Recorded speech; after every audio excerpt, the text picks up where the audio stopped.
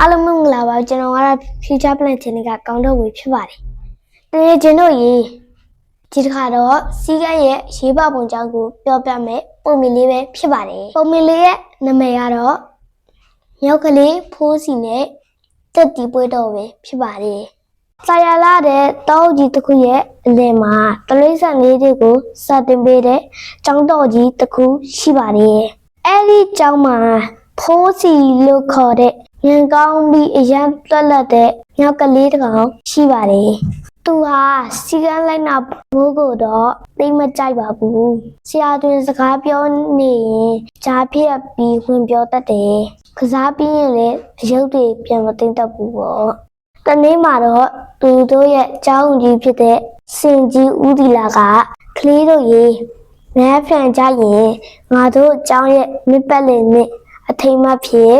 တစ်တီပွဲတော်ကြီးကျင်းပမယ်။ရတာရှိတဲ့တစ်တီတွေအများကြီးကျွေးမှနော်လို့ပြောတဲ့အခါကလေးဆက်လေးတွေအားလုံးပျော်သွားကြတယ်။စင်ကြီးဦးဒီလာကဆက်ပြောတယ်။ဒါပေမဲ့အရေးကြီးတဲ့စီကံချက်တစ်ခုရှိတယ်။အဲ့ဒါကတော့အားလုံးအတန်းလိုက်တန်းစီပြီးမှရမယ်။ကိုယ်လေးရောက်မှတစ်တီတွေယူရမယ်။ဒါမှဘယ်သူမှမထိခိုက်ပဲအားလုံးပျော်ပျော်ရွှင်ရွှင်စားမှာလို့စီကံတတ်မှတ်ပေးခဲ့ပါတယ်။နောက်တနေ့မနေ့ရောက်တော့ကျောင်းကွင်းပြင်ထဲမှာ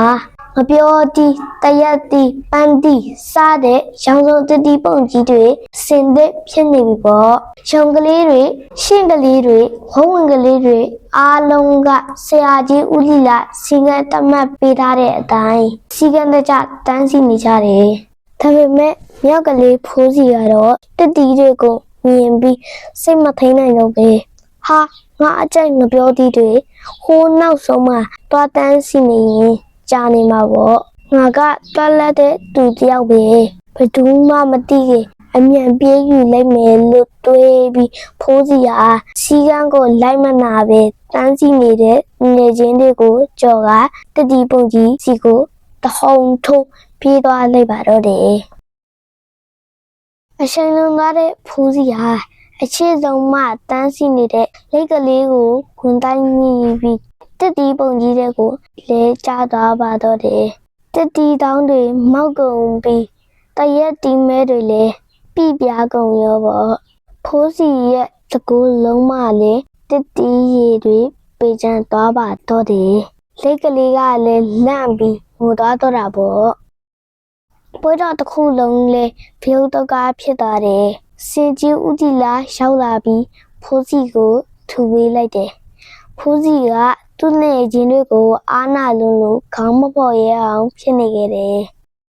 စင်ကြီးဦးတီလာကကျင်နာစာနဲ့ပြောတယ်ဖိုးစီမြင်တယ်မဟုတ်လားစီကန်းဆိုတာလူတွေကိုဒုက္ခပေးဖို့ထုတ်ထားတာမဟုတ်ဘူးအားလုံးအနေကင်းကင်းနဲ့အစဉ်ပြေပြေဖြစ်စေဖို့ထားရှိတာမင်းစိတ်မြန်လက်မြန်နဲ့စီကံဖောက်လိုက်တော့မင်းလည်းထိခိုက်တယ်သူများတွေလည်းဒုက္ခရောက်ကုန်ရောပေါ့ဖိုးစီကသူ့အမားကိုနားလေသွားပြီးကျွန်တော်တောင်းပန်ပါတယ်ဆရာကြီးနောက်ဆိုစီကံလိုက်နာပါမယ်လို့ကတိပေးလိုက်ပါတယ်အဲ့ဒီနောက်ဖိုးစီကပြန်ကျဲသွားတဲ့တစ်တီတွေကိုသူကိုယ်တိုင်ဦးဆောင်ပြီးကူညီတိုင်းစီခဲ့တယ်ပြီးတော့မှအတန်းရဲ့နောက်ဆုံးမှသွားပြီးစိတ်ရှိလက်ရှိနဲ့တန်းစီစောင့်ဆိုင်ပါတော့တယ်ဒီတခါစားရတဲ့ဒီကတော့စီးခဲ့တဲ့ကြစောင့်ဆိုင်ပြီးမှရတာမို့ပိုပြီးရတာရှိတယ်လို့ခံစားလိုက်ရတဲ့ကွယ်ပုံမလေးရတွေပေးတဲ့သင်ခန်းစာတော့စီကန်းဆိုတာလူတိုင်းအနေကင်းဖို့စနစ်တကျရှိဖို့နဲ့အစဉ်ပြေဖို့ထားရှိပေးတာဖြစ်ပါတယ်လူချင်းစိတ်ကိုမျိုးသိပ်ပြီးကိုလေးရောက်အောင်စောင့်ဆိုင်တာကောင်းမှုတဲ့အလင်းချက်တစ်ခုဖြစ်ပါတယ်စီကံမလိုက်နိုင်ရင်ကိုယ်တိုင်ရောပုံဝင်ခြင်းမှာထိခိုက်နစ်နာနိုင်ပါတယ်။ဒါကြောင့်ပေချင်းတို့တွေလည်းဆရာမိဘတွေကချမှတ်ထားတဲ့စီကံတွေကိုလိုက်နာပြီးမိမိကိုယ်ကိုတိုးတက်အောင်စ조사ကြပါလို့တိုက်တွန်းခြင်းပါတယ်။အားလုံးကိုကျေးဇူးတင်ပါတယ်။နောက်ပြီးတော့ပြန်ဆုံကြမယ်။ဘိုင်ဘိုင်